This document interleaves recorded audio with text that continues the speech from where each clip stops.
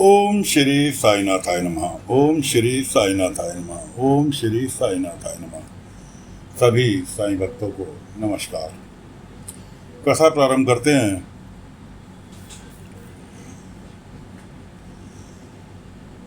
कि बारिश का मौसम है, बिजली चमक रही है और एक वृद्ध पति पत्नी शिरडी गांव में प्रवेश करते हैं। किसी से पूछते हैं धर्मशाला कहाँ है। शाम का वक्त है, लगभग 7-8 बज रहे होंगे, क्योंकि गांव में तो 8 बजे ही रात हो जाती है। और उस वक्त तो जब कि आपको ये कथा सुना रहे हैं, उस वक्त बिजली नहीं हुआ करती थी।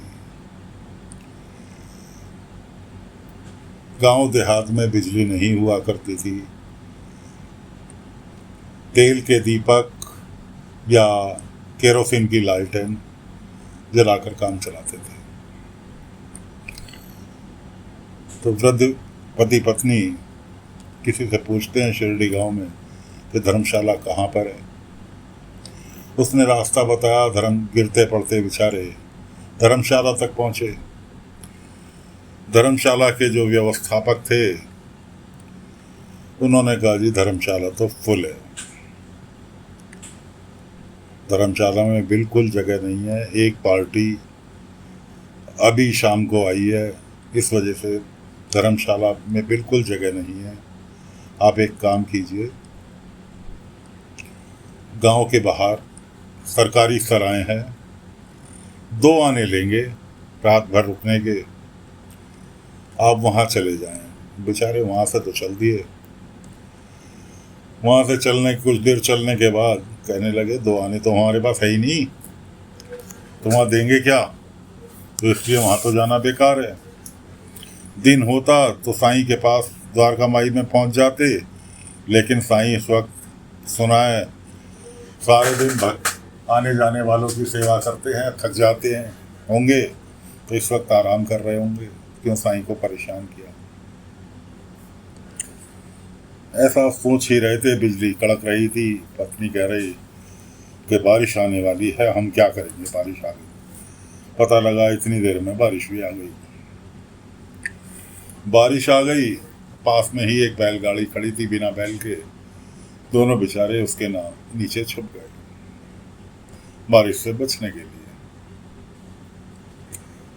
अब जब बिजली कड़क रही हो, बारिश तेज पड़ रही हो, तो अच्छे व्यक्ति को डर लगता है।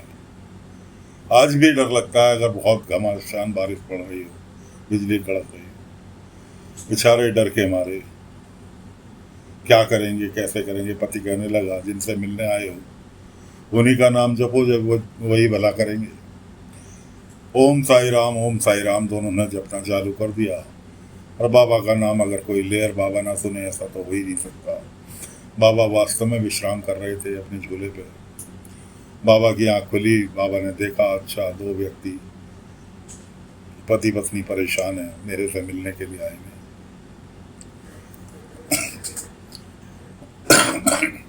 बाबा ने आदेश दिया, बारिश को रुक जाओ, रहम करो, कोई परेशान हो रहा है। बाबा का कहना था, बारिश रुक गई, बिल्कुल गायब हो गई, जैसा कुछ था ही नहीं। अब बाबा वहां से उठे और उनके पास पहुंच गए। बारिश रुकी देख के, एकदम से रुकती देख उनको भी अचंभा हुआ। और सामने साईं को खड़े देख कर तो वो और भी ज्यादा, साईं आप और यहाँ। बाबा ने कहा, मेरा नाम पुकारोगे और मुझे पता ही नहीं चलेगा। तुम मेरे लिए इतनी दूर, मेरे से मिलने के लिए इतनी दूर कष्ट उठाते हुए आए, क्या मैं इतना भी नहीं कर सकता तुम्हारे पास तक पहुंच जाऊं। कहने लगे, साईं ये बारिश रोकना भी आप ही का चमत्कार है। बाबा ने कहा, चलो ज़्यादा बात नहीं, चलो द्वारका माई चल के आराम करना और सुबह चले जाना। इस तरह से बाबा उन्हें द्वारका माई ले गए। सुबह वो निकल गए, दिन निकले वो अपने गांव की ओर, जहाँ से आए थे निकल गए। अब बाबा को चिंता सताई कि भाई एक छोटी सी धर्मशाला है, उसके अंदर अगर ज़्यादा लोग आ जाए तो व्यक्ति गांव में मारा मारा फिरेगा, जैसे कि रात हुआ। बाबा ने सभी गांव वालों को इकट्ठा किया, हर किसी के न्योता सा देकर आए कि भाई दोपहर को द्वारका माई आ जाना, जरूरी काम। ठीक है जी। नाना साहब चांदोलकर भी रुके हुए थे शिरडी में ही, उनसे भी कह कर आए, नाना दोपहर को आ जाना, जरूरी काम। क्या काम ऐसा ही है कि वो आने पर पता चलेगा, फिलहाल आ जाना। नाना साहब कहने लगे, साईं मुझे पूना जाना है शाम को। बाबा कहने लगे, पूना शाम को जाना है ना, दोपहर को बुला रहा हूँ मैं तो। खैर सभी लोग द्वारका माई में इकट्ठे हो गए। साईं बताओ क्या काम। बाबा ने कहा, मेरे लिए, आप सभी लोग यहाँ मौजूद हैं, मेरे लिए एक जमीन का ऐसा टुकड़ा तलाश करके दो जो किसी के काम में ना आ रहा हो। नंबर 1 खेती का नहीं होना चाहिए, नंबर 2 किसी का घर नहीं होना चाहिए, जो बेकार टुकड़ा पड़ा हो शिरडी में, चाहिए गांव के अंदर ही। ठीक है साईं। अब हर कोई अपने अपने प्रस्ताव लाने लगा। नाना साहब जो थे वो चावड़ी से शिरडी का नक्शा लिया है। खैर बातचीत चलती रही, कोई कह रहा मेरी ज़मीन ले लो, कोई कह रहा मेरी ज़मीन ले लो। बाबा ने कहा, मुझे ज़मीन नहीं चाहिए, ज़मीन लेने वाला कोई और ही है जो राम जी का कार्य करेगा, और ये जो कार्य, जिस कार्य के लिए मुझे ज़मीन चाहिए वो भी राम जी का ही एक बहुत बड़ा कार्य है। साईं क्या कार्य है कि वक्त आने पर पता चल जाएगा। एक व्यक्ति आया, कहने लगा, साईं हम 2 पति पत्नी और एक हमारे बेटा, घर ठीक ठाक बना हुआ है, खेती बाड़ी हमारी ठीक ठाक चल रही है, एक जमीन का टुकड़ा पड़ा है जिसमें सोच रहे थे कि एक मकान और बनाएंगे, लेकिन बेटे की नौकरी बम्बई में लग गई, इसलिए वो बम्बई जा रहा है। अब हमारे पति पत्नी के लिए तो जो मकान है वही काफ़ी है, इसलिए वो ज़मीन का टुकड़ा मेरे लिए बेकार पड़ा है, साईं आप उसे ले लो। बाबा ने कहा, ठीक है। तात्या खड़ा था वहाँ पर, तात्या कहने लगा, अब लगे हाथ तो ये भी बता दो, लेन देन की भी बात कर लो, क्या देना है उस जमीन का। वो कहने लगा, साईं से मैं पैसे लूंगा, मतलब ही नहीं होता कि साईं बेकार पड़ा है, आप इस्तेमाल में ले लो, चाहे जो मर्जी करो, मेरी तरफ से वो आपके लिए।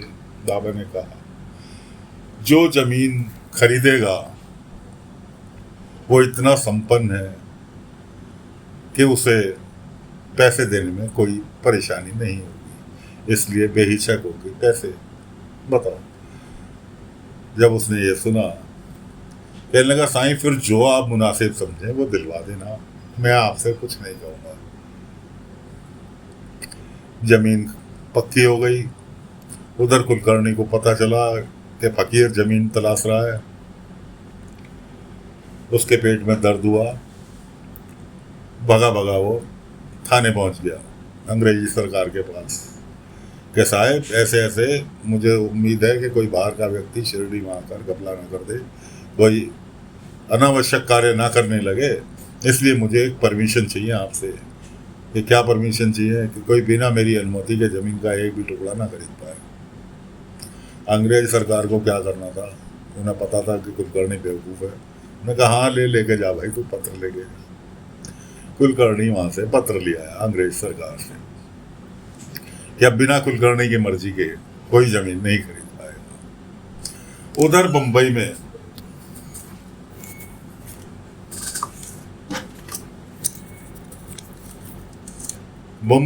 काका साहब दीक्षित अधिवक्ता थे, बहुत बड़े अधिवक्ता थे, अपने पैर से परेशान थे, पैर में उनके कुछ प्रॉब्लम थी, लेकिन बहुत नामचीन व्यक्ति थे, खाते पीते घर के थे। उनका सम्मान समारोह हो रहा था, उनके उपलब्धियों के उपलक्ष्य में उन्हीं के इष्ट संगी साथी उनका सम्मान समारोह कर रहे थे। तो काका साहब दीक्षित जो थे, सम्मान समारोह में मंच पर चढ़ते हुए भी उनको बेचारों को परेशानी महसूस हो रही थी। तो साथियों, काका साहब दीक्षित का आना शिरडी में पक्का है कि काका साहब दीक्षित शिरडी आएंगे। बाबा को पता है कब आएंगे। बाबा ने अभी तक उनका कोई नाम किसी से भी शिरडी में नहीं लिया जिनसे वो काम समझा रहे थे, लेकिन बाबा को पता है कि 2-4-6 दिन के अंदर ही काका साहब दीक्षित आने वाले हैं, क्योंकि बाबा को तो हर इंसान के पल पल की खबर रहती थी, किस दिन क्या होगा, कैसे होगा। अब नाना साहब चांदोलकर कहने लगे, साईं मैं अब जब तक ये जमीन का कार्य नहीं निपट जाता मैं पूना नहीं जा रहा। बाबा कहने लगे, नाना तुम्हारा पूना जाना जरूरी है। क्यों साईं? अरे पूना में भी कुछ होगा, इसलिए कह रहा हूं कि तुम्हारा पूना में जाना जरूरी है। वहां जिस कार्य से जा रहे हो उसके साथ साथ कुछ और भी कार्य करके आओगे, इसलिए पूना जाना जरूरी है। कि ये सभी का सहयोग है। जिस तरह से राम जी ने लंका पर चढ़ाई की थी तो एक छोटे से छोटी चींटी ने भी उन्हें सहयोग किया था, इसीलिए इस कार्य में हर किसी का सहयोग होगा। अभी जिस बंदे ने जमीन खरीदनी है वो बहुत जल्द शिरडी पहुंचने वाला है, आकर जमीन खरीदेगा। उसके बाद आगे की कार्यक्रम बताएंगे कि आगे क्या होना है उस जमीन पर। तो दोस्तों, काका साहब दीक्षित बहुत जल्द शिरडी पधारने वाले हैं। आएंगे तो किसी और काम से, लेकिन करके बहुत कुछ जाएंगे। तो इसलिए फिलहाल आज की कथा को यहीं पर विराम देते हैं। अगले अंक में आगे की कथा लेकर फिर हाजिर होंगे। तब तक के लिए आज्ञा दीजिए। ओम साई राम, ओम साई राम, ओम साई राम, ओम साई राम, ओम साई राम, ओम साई राम।